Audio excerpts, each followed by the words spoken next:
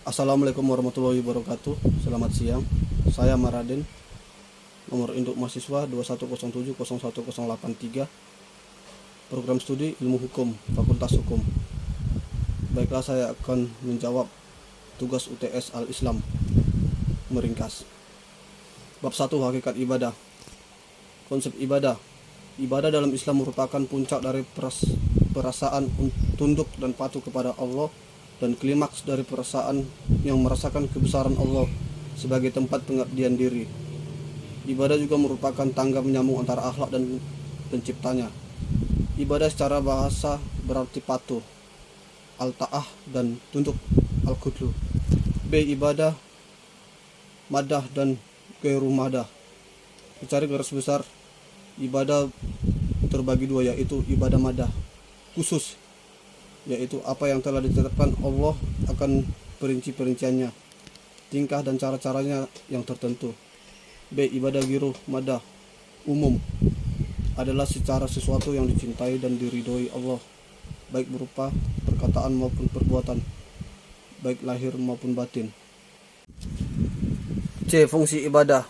Ibadah dalam Islam tidak hanya bertujuan untuk mewujudkan hubungan antara manusia dengan Tuhannya, tetapi juga untuk mewujudkan hubungan antar sesama manusia.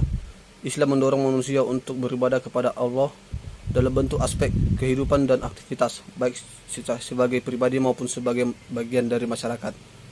Dalam Islam paling tidak ada 3 fungsi ibadah, yaitu 1. Mewujudkan hubungan antara hamba dengan Tuhannya, mendidik mental dan menjadikan manusia ingat akan kewajibannya. 3. Melatih diri untuk berdisiplin. D. Hikmah ibadah. Pada dasarnya, ibadah membawa seseorang untuk memenuhi perintah Allah, bersyukur atas nikmat yang diberikan Allah, dan melaksanakan hak sesama manusia. Dapat kita pahami bahwa ibadah merupakan jalan perantara untuk mewujudkan hal-hal yang lain, yaitu kebaikan, akhlak dan budi pekerti, serta keamanan dan ketentraman masyarakat.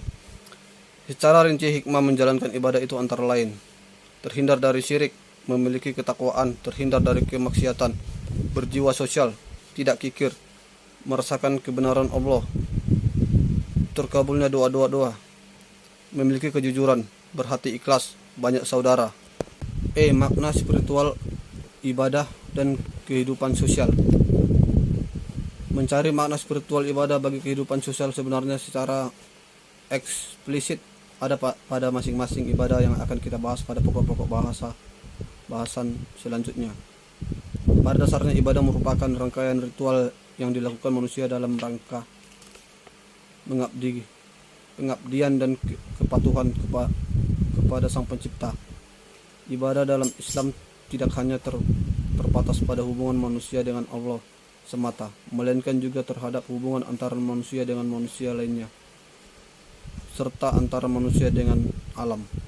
Tujuan ibadah di atas merupakan nilai normatif, sementara kandungan atau manfaat ibadah lainnya adalah mampu memberikan ketenangan jiwa bagi pelakunya. Dengan menjalankan ibadah secara baik dan sesuai tuntunan, umat Islam akan merasa hidupnya nyaman. Dengan kenyamanan ini akhirnya mampu mengantarkan dirinya pada kondisi kesehatan mental yang baik. Bab 2, Salat. A. Hakikat salat. Salat adalah salah satu rukun asas dasar yang menjadikan syariat dalam agama Islam. Sedangkan menurut pengertian istilah salat adalah ibadah yang dimulai dengan niat, diawali dengan bacaan takbiratul rahman, dan diakhiri dengan mengucapkan salam dengan syarat dan ketentuan yang mengikut tak taurija oleh Nabi Muhammad. Secara substantif, ibadah salat mempunyai tujuan untuk mendekatkan hamba dengan penciptanya. Salat secara praktis juga merupakan bentuk terapi perilaku yang sangat efektif. B. Mengapa Allah mewajibkan salat? Kewajiban salat pada hakikatnya adalah bentuk kasih sayang terbesar yang diberikan oleh Allah kepada hambanya.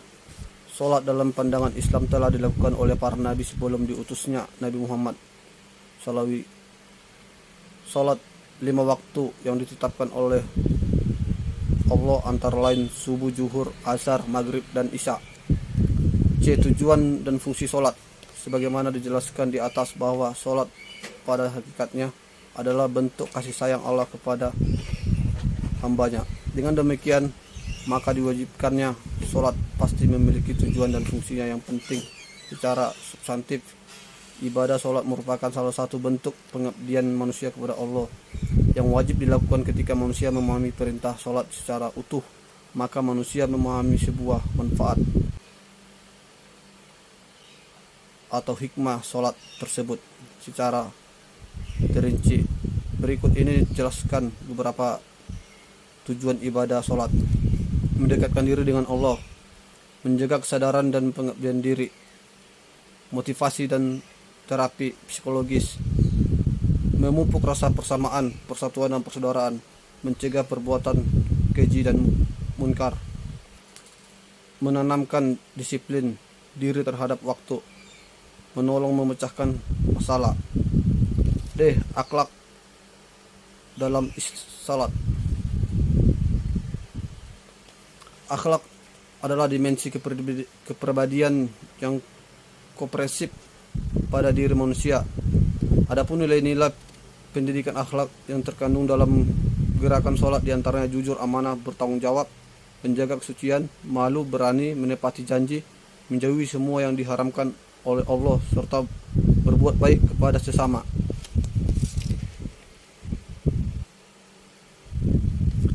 Makna spiritual sholat. Seorang yang sholat berarti melakukan hubungan langsung, direct connecting dengan Allah. Dengan demikian tercipta perasaan aman, tenang, damai, indah, sejuk, dan lapang di dada, seperti yang dilukiskan Allah dalam ayat, yaitu orang yang beriman dan hati mereka menjadi tentram dengan mengingat Allah. D. Ancaman bagi orang yang meninggalkan sholat. Dalam Al-Quran, orang yang dengan sengaja meninggalkan sholat hukumnya dosa. Bahkan ada ulama yang menghukuminya dengan kafir. Mengapa demikian? Sebagaimana pernah disampaikan Rasulullah bahwa yang membedakan orang Islam dengan kafir adalah sholatnya.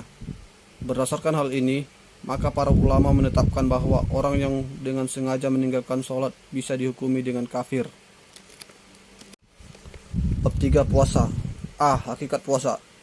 Sesungguhnya puasa yang disyariatkan bukanlah sekedar menahan diri dari makan dan minum, namun hakikatnya adalah puasa yang meliputi dua dimensi sekaligus, lahir maupun batin.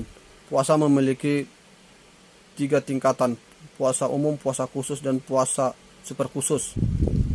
B. Mengapa Allah mewajibkan puasa?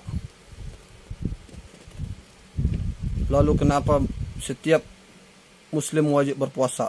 Berikut ini yang menjadikan dasar hukum atas kewajiban tersebut. 1. Rukun Islam. 2. Perintah Allah.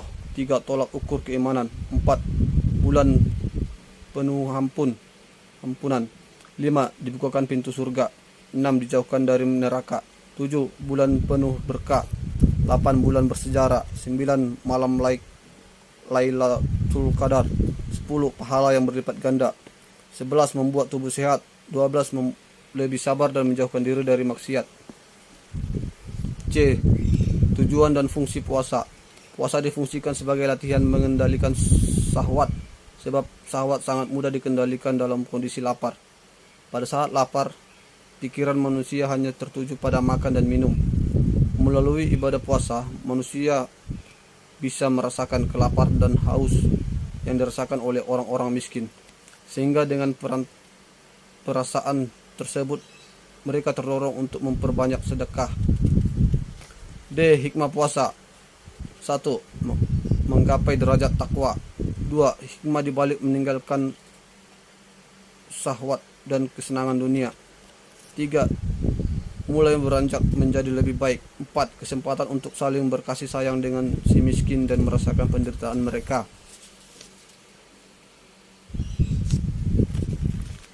Makna spiritual puasa. Sedikitnya ada 5 makna spiritual puasa yang akan kita uraikan berikut ini. 1. Makin bertakwa kepada Allah. 2. Memperkuat hubungan dengan Allah. 3. Menahan hawa nafsu. 4. Melatih kesabaran. 5. Membangun karakter dan perilaku yang lebih baik. F. Puasa dan pembentukan insan berkarakter. Puasa merupakan sebuah proses pembentukan jiwa yang bersih dan watak yang jujur. Puasa juga merupakan perisai bagi orang-orang yang menjalankannya. Puasa yang dikerjakan akan mampu mengantarkan menjadi pribadi yang bertakwa.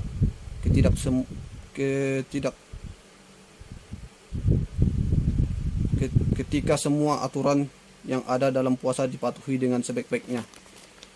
Bab 4. Haji. A. Pengertian haji. Ada 2. 1. Secara etimologi, kata haji berasal dari bahasa Arab yang bermakna dan tujuan dan dapat dibaca dengan 2 lafal, al-hajjah dan al-hi. 2. Secara syariat, haji menurut istilah syar'i adalah memenuhi panggilan Allah untuk melaksanakan ibadah ke tanah suci pada waktu yang telah ditentukan sesuai dengan syariat Rasulullah. B. Sejarah haji. Ibadah haji telah ada sebelum diutusnya Nabi Muhammad. Ibadah ini diajarkan pertama kali oleh Nabi Ibrahim. C. Mencapai haji makmur. Bagi yang Allah karuniai kecukupan rezeki, maka hendaklah dia menunaikan ibadah haji, karena haji merupakan kewajiban dan rukun Islam. Bila ada yang bertanya bagaimanakah kriteria haji mabrur? Pertama, ikhlas. Kedua, iktiba, meneladani kepada Nabi. Ketiga, harta untuk berangkat hajinya adalah harta yang halal. Keempat, menjauhi segala kemaksiatan, kebidahan, dan penyimpangan. Kelima, berakhlak baik antar sesama, takwa dalam bergaul, dan suka membantu kebutuhan saudara lainnya. D. Ibadah haji dalam berbagai aspek. Hikmah ibadah haji ini adalah 1. Mengikhlaskan seluruh ibadah. 2. Mendapat ampunan dosa-dosa dan balasan jannah. 3. Menyambut seruan Nabi Ibrahim. Makna spiritual haji bagi kehidupan sosial. Haji adalah samudera tak bertepi. Artinya haji syarat dengan makna spiritual yang mendalam di balik ritual simboliknya. Bab 5. Ibadah maliyah. A. Pengertian ibadah maliyah. Yang dimaksud dengan ibadah maliyah adalah ibadah yang dilakukan dengan menggunakan harta benda, misal haji, umroh, zakat, infak, sedekah, fidyah, kafarat, kurban, akikah, al-hadyu, dan lain-lain. B. Macam-macam ibadah maliyah. Ibadah maliyah dapat dibagi dalam beberapa bentuk, di antara ibadah yang bercampur dengan maliyahnya, seperti haji dan umroh. Kedua bentuk ini memerlukan pengorbanan biaya yang besar. Tanpa biaya tersebut, ibadah ini hampir tidak bisa dilaksanakan, terutama bagi kita yang berada di luar dua kota suci tersebut, Mekah dan Madinah. C. Urgensi ibadah maliyah. Ibadah maliyah sangat penting dilihat dari berbagai segi, antara lain memberikan harta dari kotoran, kebahlilan, keserakahan, kekejaman, dan kelimpahan terhadap kaum fakir miskin, berfungsi ekonomi, membantu makanan bagi yang miskin atau memerlukan, memiliki fungsi sosial dengan memberikan zakat kepada fakir miskin, bisa menjaga keseimbangan hidup atau kesenjangan yang menghindari ketidakadilan sosial, memupuk rasa kasih sayang dan kecintaan orang kaya aghnia pada yang tidak memiliki harta, sehingga terjalin keterpaduan antara orang miskin dan orang kaya, mengikis segala bentuk kejahatan yang bisa terjadi dalam masyarakat akibat kesenjangan dan ketidakadilan sosial. D. Hikmah menjalankan ibadah maliyah. Ibadah maliyah membawa berkah baik kepada orang miskin selaku penerima maupun orang kaya atau para aghnia. Di antara hikmahnya: A. Bagi si kaya sesuai dengan fungsinya sebagai pembersih harta. Selain juga pembersih harta, tutoriruhum waturakim bina, bisa membersihkan hati. B. Bisa membersihkan hati dari penyakit tamak, rakus, kikir, dan serta penyakit-penyakit hati lainnya. C. Memberikan zakat atau infak dan lainnya kepada fakir miskin bisa menjaga keseimbangan hidup atau kesenjangan dan menghindari ketidakadilan sosial. D. Memupuk rasa kasih sayang dan kecintaan orang kaya agia kepada orang miskin sehingga terjalin keterpaduan antara orang miskin dan orang kaya. E. Mengikis segala bentuk kejahatan dan bisa terjadi dalam masyarakat akibat kesenjangan, kecemburuan dan ketidakadilan sosial. E. Makna spiritual ibadah maliyah bagi kehidupan sosial. Ibadah maliyah seperti zakat termasuk ibadah ijtimai, yaitu ibadah yang dilaksanakan dalam rangka memenuhi kebutuhan sosial kemasyarakatan. Ibadah maliyah memiliki fungsi sosial, yaitu dengan memberikan zakat atau infak dan lainnya kepada fakir miskin, bisa menjaga keseimbangan hidup atau kesenjangan dan menghindari ketidakadilan sosial, mengikis segala bentuk kejahatan yang bisa terjadi dalam masyarakat akibat kesenjangan dan ketidakadilan sosial. Bab 6. Akhlak. A. Pengertian akhlak.